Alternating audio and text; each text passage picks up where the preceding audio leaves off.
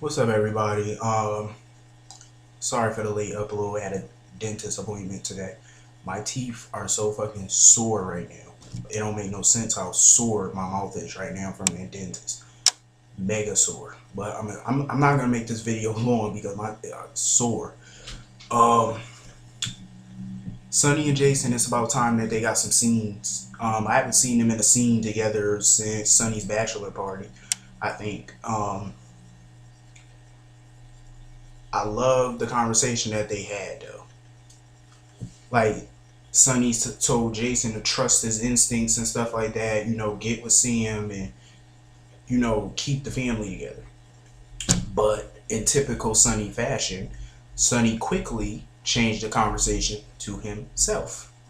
That's the one thing. That's the one pet peeve I cannot stand of Sonny. Self-centered. Like he's like a diva of Port Charles. Like he's like the male version of Erica Kane. Seriously. I hate how he does that sometimes though. He's my favorite, but I just hate how he changes the subject to himself. I hate that. Really, Sonny, such a diva. Anyway, um, Jason should listen to Sonny though. Take the advice. Save your family. Like this is your last week. I'm pissed that this is Jason's final week. Like seriously, that baby. Let me say this about little Butterball. Um, that's a big baby. Everybody keeps saying how much he looks like Jason though. Wouldn't y'all think that if the baby looked more like Jason and Franco, wouldn't that ring a bell? With me, it would ring. It would. Wouldn't that raise a red flag? I mean, he has Jason's eyes, Jason's personality already, and he's a baby, and he's already have Jason personality. Like he's a calm baby. Um, it was funny though because it was rather symbolic when Monica said that the baby is a Quartermain. How the baby kind of screamed a little bit. I was like, yeah, that's a sign.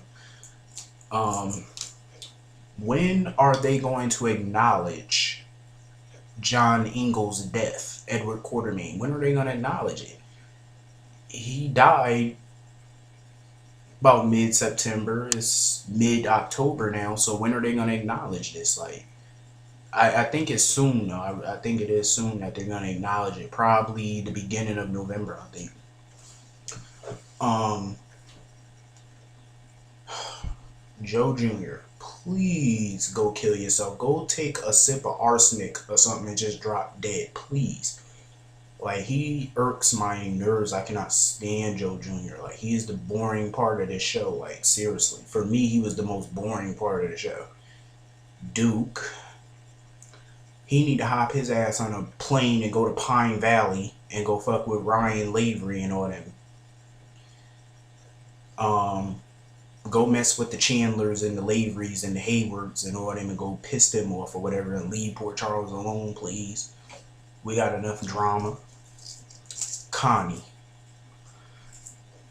Connie was my girl today. I'm sorry, but Connie did it for me today. She had me rolling when she threw that yogurt in his face and then put the whatever that was on top of his head. The almonds. I think the granola. Yeah, the granola. She put the granola on his head. That shit had me rolling. And then when Sonny came over and she told Johnny to make sure that he tipped the toll booth, that he paid a toll.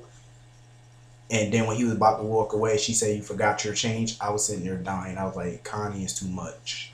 Way too much. I swear I would love to see her and Tess just get it popping. I want to see it. Bring Tess on the show, please. Um, it was a very touching moment between Connie and Sonny because you could really see Kate was starting to come out. You could see. Um, Sonny was starting to get through to Kate in a way, but of course Connie was fighting it hard as hell. As far as her being committed, I think Trey should commit her. I think he should do the right thing and commit her. Kate and Connie are two different things, like, separate entities. I don't believe Kate hates Trey. I don't believe that for 1 second. But it's the fact of how he was conceived that is a problem for her because of the rape. Like when you have a kid because you were raped and stuff like that, it makes you kind of dislike the kid in a little way. But Trey is nothing like his father, thank God. Um, so that's the plus side to it. I think he has a lot of Kate in him. Um, I really can't wait for tomorrow's episode though, because Carly, Michael are back. I feel like I haven't seen Michael in forever, even though the last time I saw Michael was at the wedding. But I feel like it's like you barely see Michael anymore. Um, Star, I got a funny feeling that Star and Trey, something is gonna go down between them within the next few months. I got a funny feeling. Every time I get a gut feeling about something, I'm right. Um,